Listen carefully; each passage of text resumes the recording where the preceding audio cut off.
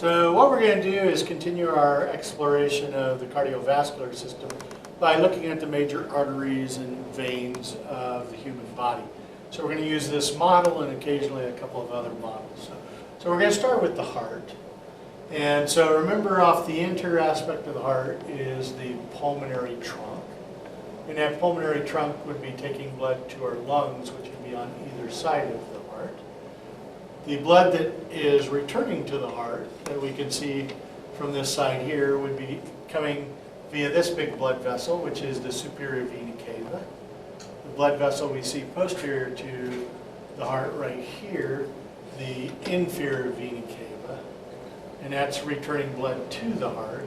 Here's where we can see a pulmonary artery going to the right pulmonary, the lungs, the right pulmonary artery.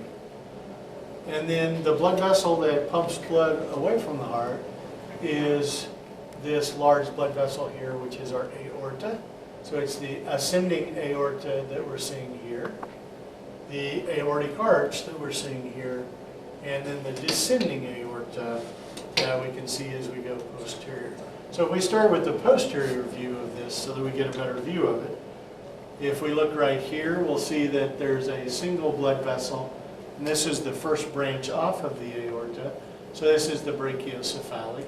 It gets its name because it's a very short artery that's going to quickly form the right common carotid, which is the blood vessel going up the neck here, and then the right subclavian.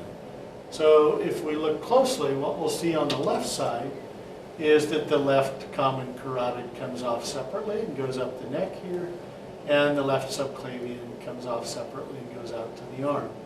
So brachiocephalic, forming right common carotid, right subclavian. Left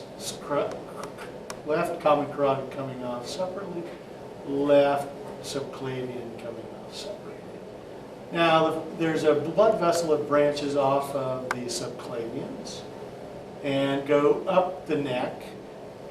They would travel inside of the transverse foramen we learned in our vertebrae. So they're called the vertebral arteries. The vertebral arteries go up and come back together inside of the skull to form the basilar artery. And then the basilar artery gives rise to this circular pattern that we see right here, which is called the circle of Willis, which all feed the lower part of the brain.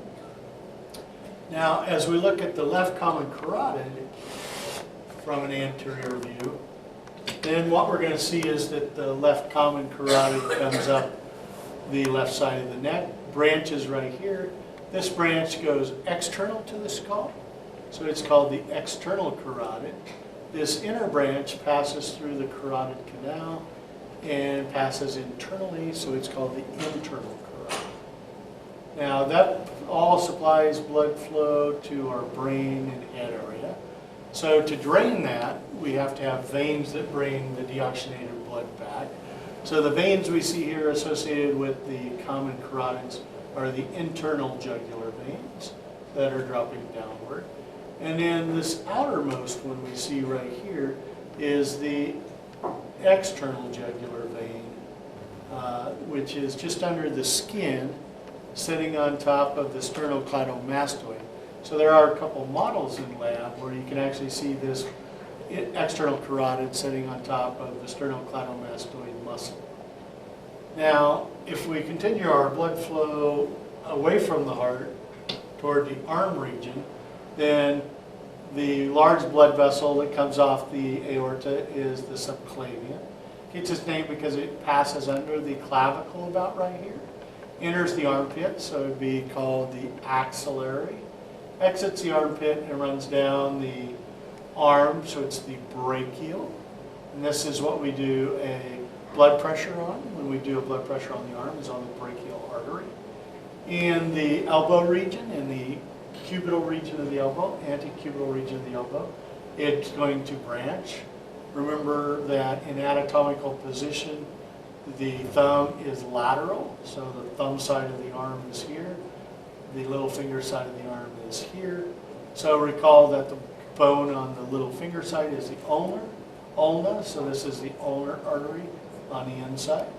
And then the bone on the lateral side is the radius, so this is the radial artery we're seeing here. And then in the hand, we form arches, which are called palmar arches. What we're going to have is 3 arches. And this one that's closest to you here is called the superficial palmar arch. And that's the one on your list. And the palmar arches provide the blood network that carries blood out to your phalanges or fingers. So as we're looking at venual flow, one pattern we'll see is that there's always more veins than arteries. And that's because arteries are on the high pressure side, veins are on the low pressure side. So, and we use skeletal muscle act contraction to help return blood back. So when we're looking at it, here's the palmar venous arch that we would see here.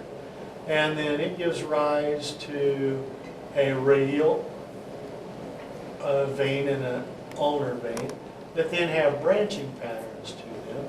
So if we follow this branch all the way up the arm to up here, this outermost branch right here is the branch that's just under the skin. You could oftentimes see on the outside aspect of someone's arm as a large vein under the skin, and crossing the front of the arm right here.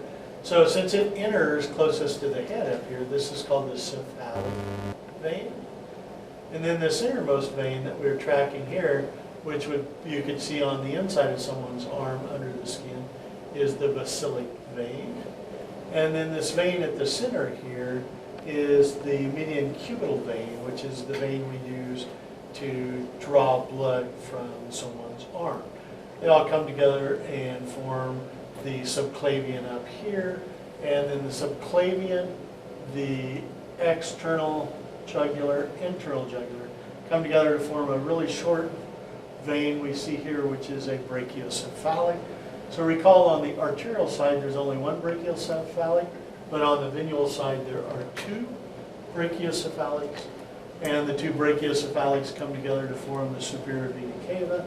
So we have a left brachiocephalic vein here, which is a little longer, and a right brachiocephalic vein here, which is typically a little shorter. Now, what we're going to do now is follow the arteries downward. So the aorta is going to branch and come downward and form the descending aorta. We use the diaphragm, the central tenon of the diaphragm, as a landmark here. So if we're talking about the aorta above the diaphragm, it's the thoracic aorta. And if we're talking about the aorta below the diaphragm, it's the abdominal aorta. And what we're going to see is a branching pattern off the abdominal aorta that provides our abdominal organs. So the first branch we're seeing right underneath the liver here is the celiac trunk. The celiac trunk is going to branch quickly and form a branch that goes to the spleen, the splenic trunk, splenic branch.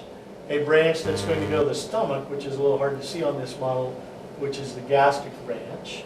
And then if I turn the model a little bit, we'll see a branch that came off of that goes to the liver, which is the hepatic branch. So when you're looking for the celiac trunk, just keep in mind that it's a very, very short artery that branches quickly into 3 branches: gastric, splenic, hepatic. The next branch down, just above the renal arteries, is this major branch here, which is the superior mesenteric. That's going to give rise to the blood vessels that supply the upper part of the large intestine and small intestine. And then below the renal arteries is a branch that comes off that we can see here, which is the inferior mesenteric. And we're going to look at these 3 branches when we look at a torso here in a little bit, and we can see how they arise. Now, off the lateral wall of the aorta, again, which they didn't carry very far, we have a couple little blood vessels that we can see here and here, which would be the gonadals, if we're not sure what gender we're referring to. If we knew that this person had testes, then they'd be the testicular arteries. And if we knew they had ovaries, it would be the ovarian artery. And those may be easier to see on torso as well in a little bit. As we get into the pelvis, the descending aorta is going to branch. And as it branches, it forms iliacs. So we have a common iliac before it branches right here. And then we have an iliac that stays deep and goes to the pelvis, so it's called the internal iliac. And then we have a branch that continues out toward the leg, which we call the external iliac. Now, as soon as that artery passes through the body wall in the inguinal region, it's converted to the femoral. And the femoral passes downward through the thigh, deep, eventually starting anterior and ending up posterior in the back of the knee. So the artery in the back of the knee is referred to as the popliteal artery. And then as we look at that pattern in the lower leg, then we're going to have a branch that comes off anterior, comes between the tibia and fibula, runs down the interosseous membrane between the two, which is the anterior tibial artery. We have a branch that runs down the back of the tibia, so it's the posterior tibial artery. And we have a branch that we see right here that runs on the lateral aspect of the leg, which is referred to as the fibularis or peroneal artery. Now, as we follow the anterior tibial artery downward, it crosses the arch at the top of the foot and crosses the ankle right here. And in the ankle, this is referred to as a dorsipedis, and it's used to provide, you can do blood pressures and pulse points on the dorsipedis as it feeds the anterior aspect of the foot. Now, the deoxygenated blood has to be collected and carried back up toward the body. So on this side, we can see the venule side. Part of the venule side is a mirror image of what we just referred to over here.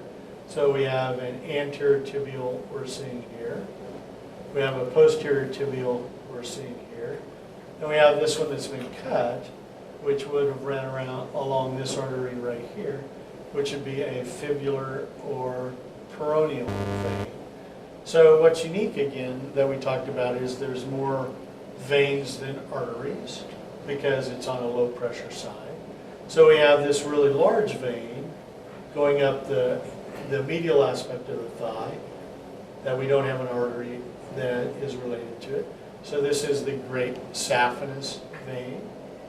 And then we have this smaller one that runs posterior, usually over the gastrocnemius muscles in the calf, where we can oftentimes see it under the skin in people, which would be our lesser saphenous or small saphenous and great saphenous. Now, as we go upward then, in the knee area we would have a popliteal, and as we go upward we have a femoral artery. The femoral arteries enter the body wall, and as soon as they enter the body wall, they're now referred to as iliacs. So over here, external iliac, and then internal iliac, forming the common iliacs that come together to form the inferior vena cava. So what we're going to do is we're going to look at that same pattern on a leg and an arm so that we can see the way some of these blood vessels actually run.